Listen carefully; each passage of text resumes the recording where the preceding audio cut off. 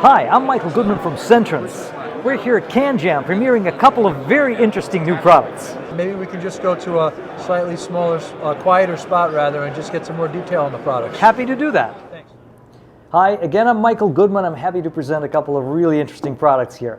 On the portable side, we have HiFiMan, which is a portable battery-powered DAC and amp with 1.5 watts of output power. Now this thing is amazing. It's been called the Swiss Army knife of audio because it actually has 4 headphone outputs, 2 on the hot side and 2 more on the cold side, the cool side as we say. Now the hot side is for driving the planar magnetic headphones, the big ones that require a lot of power. The cool side is for your in-ear monitors. If you don't need the big headphones, you can turn off the hot side and extend the battery life. Normally the battery would last 8 hours. If you turn off the hot side or the powerful side, then you get 15 hours of battery life on the go. High quality DAC with USB input and Bluetooth input. 2 tone controls, EQ controls, and then a nice little meter that bounces with your music. So all of that goodness inside of a HiFiMan is going to run $750, a nice little portable DAC amp. Awesome for somebody who commutes for fun or for work.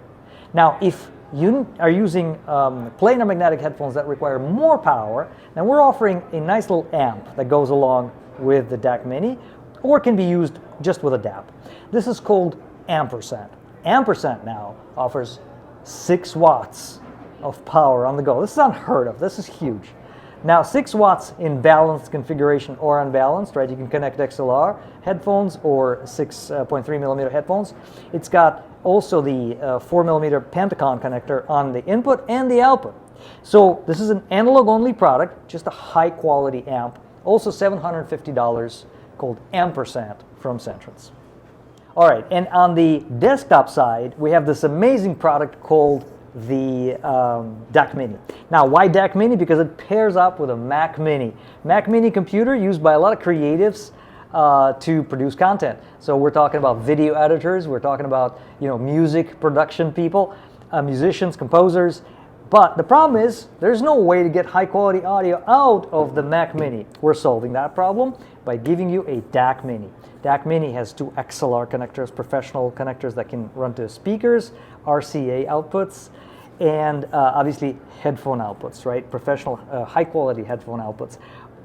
Balanced and unbalanced. Digital volume control, bass and treble boost, 2-position gain control, and then 4 inputs. So DAC Mini can take its input from USB, obviously, but also it has a optical and coaxial SPDIF input.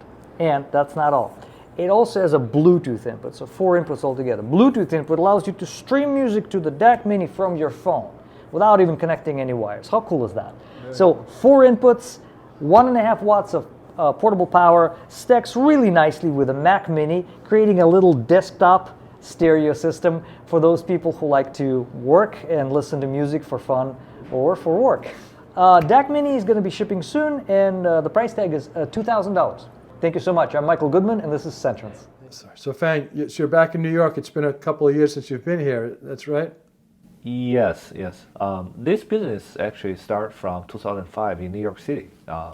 When we started up, it's in Queens. So in 2010, I finished my PhD dissertation defense, and then I returned to my country. However, I still come to New York City every year in about 2 or 3 months, so the CanJam show is very, very exciting. So crowded and just be like the normal before the COVID time. Has the industry changed in the 3 years since you came here? For my business, it's never been changed. So we are still concentrating making the hi-fi level headphones. And so we expand to the headphone amplifier business in the last 2 years. And so we have our own ladder deck. Yeah, so it's just be like normal.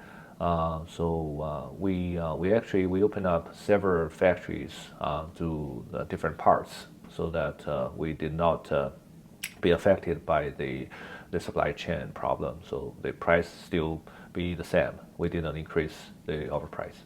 And I think last year at the show we spoke to Roger Fortier from a company, he discussed at that time, the new EF400. Yes. That's the ladder DAC that you're referring to? Yes. Or one of them? And so check that video out if anyone's looking for a headphone amplifier. Yes. We decide to do the ladder DAC. The reason is that right now most of the ladder DAC is not available. And so the Delta Sigma DAC is everywhere. It might be cheaper comparing to the ladder DAC, but and measures well. But the objective listening, there's a whole lot of high-end people, hi-fi fans or hobbyists. They still prefer the old technology ladder DAC. Well, I guess historically, one of the problems with ladder DACs, you talk about measurements, have been linearity. So I guess you found a way to make the DAC so that it had linear performance? Okay. So we go through other direction. So what we want to do is we want to get something be almost as good as the Burr Brown, but at the same time we concentrating on make it small and make it energy saving.